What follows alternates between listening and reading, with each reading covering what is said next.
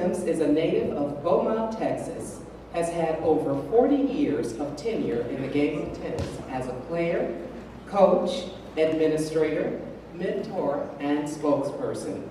After attending Texas Southern University, where he was a two-time All-American and American Tennis Association men's singles champion, he embarked on the professional tour. Sims soon relocated to Boston, Massachusetts, where he went on to coach, working with Jim Smith at Sportsman's Tennis Club, which reached national acclaim under their direction. He then moved on to Harvard University and became the first African-American assistant tennis coach in the Ivy League. After his time at Harvard, Sims was appointed head tennis pro at the famed Longwood Cricket Club, and then recruited by the late Arthur Ashe to serve as a national coach for the USTA Player Development Program. Mr. Sims was the first African-American to hold both of these positions. He also was perhaps best known for coaching Shonda Rubin, who holds 7 WTA Tour titles. Partnering in 1998, under Sims' tutelage, Shonda Rubin reached a ranking of number 7 in the world on the Women's Professional Tour. Benny Sims Jr. currently resides in New Jersey with his wife and 2 adult daughters. Mr. Sims. Thank you so much for that sterling introduction. 2 or 3 things here. First of all, coaching Shonda was not a job. You know, that was a labor of love. That was something I saw at 11 years old. I called Arthur immediately. 1988. About that time, until the time he left us, Shonda was our focus. She is the most self-contained, disciplined, low-maintenance professional athlete you could ever be around. Believe me, it was just a pleasure. A couple other people here too, though. Arthur's been mentioned, and deservedly so, a couple of times. Carrington, I'm referring to. This guy carried the mantle of being the second most visible player of color for so long, and did it so well, you know, to where he was always a favorite of mine. And it's really, really good to see you, Arthur, up and about. But he was special. A great friend of mine found out about 11 o'clock last night about this function, and to my surprise, at the elevator I looked up and there he was.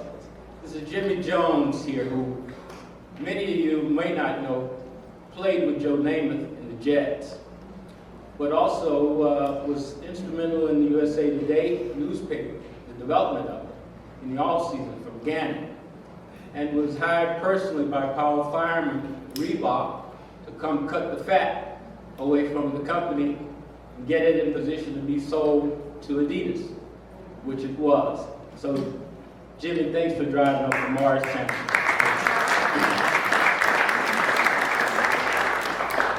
Dale, I'd like to thank you and your committee, you know, for bestowing such an honor on me. It's not too bad for a little black boy from the projects in Beaumont, you know, to inhabit a place with the likes of Althea and Arthur Ashe.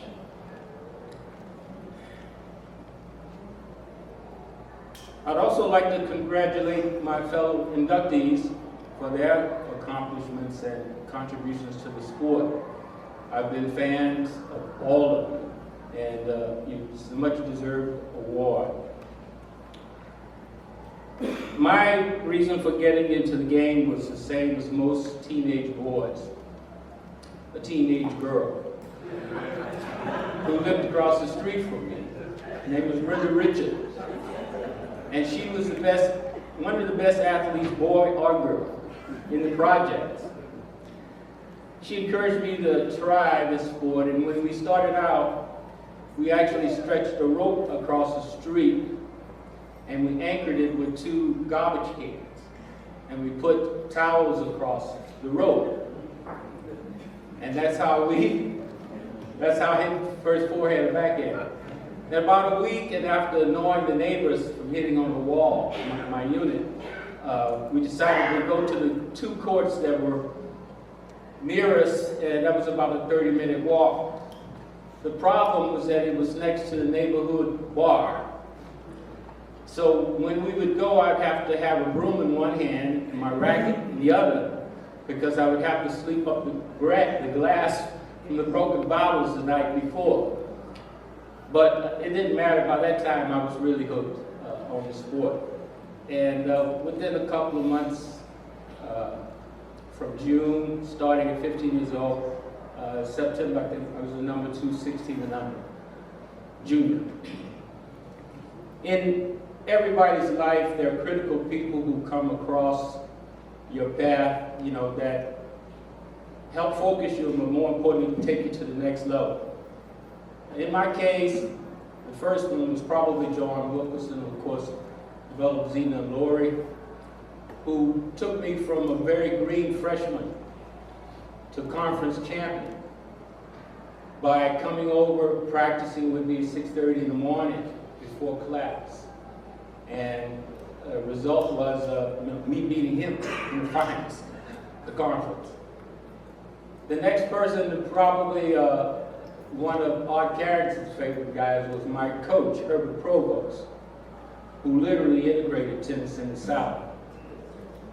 Pro's contribution was simply the fact that he felt if you were fit and you understood it was us against them, excuse me, you could be successful against anybody who we were playing against, the likes of University of Houston, Rice, what have you, which is exactly what happened.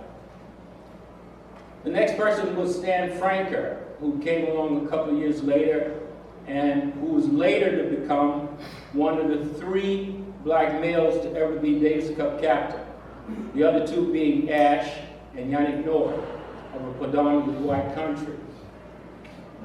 Stan was very good and very experienced, and I was lucky enough to beat a rusty version of him in a tournament in Houston.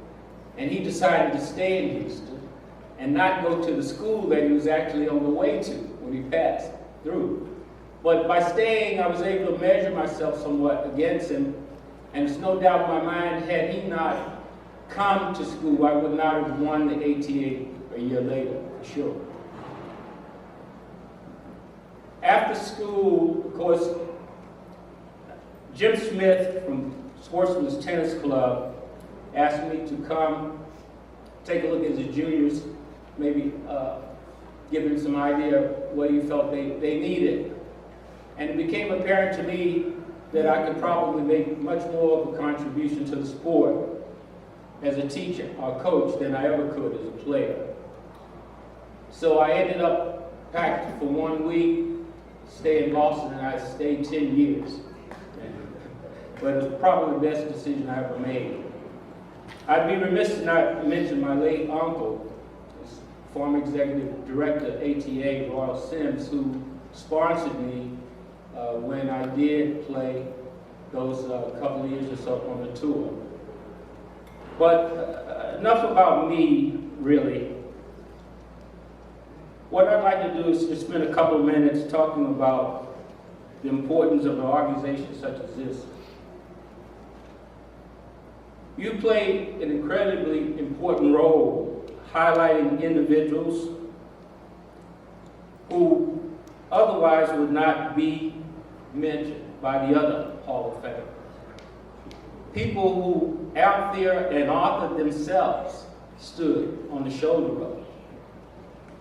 You know, people like Ira Channel, Ora Washington, won 12 ATAs between the 2 of them, who preceded Althea.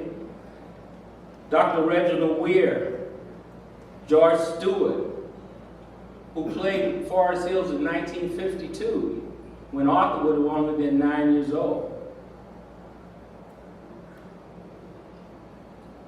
Dr. Hubert Eaton, who isn't mentioned often enough, because it was he and Doc Johnson who collaborated to help further Althea's career. And she actually spent more time with Dr. Eaton than Doc Johnson, because she stayed the school year with Dr. Eaton and spent the summer with Doc Johnson.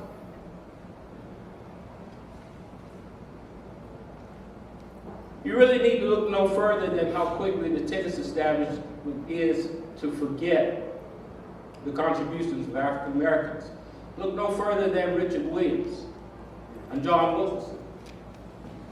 Here's a guy, Richard, gets an idea, formulates a plan, implements it, and remarkable results were not one, but two black girls from Compton, California, becoming #1 in the world from under the same roof.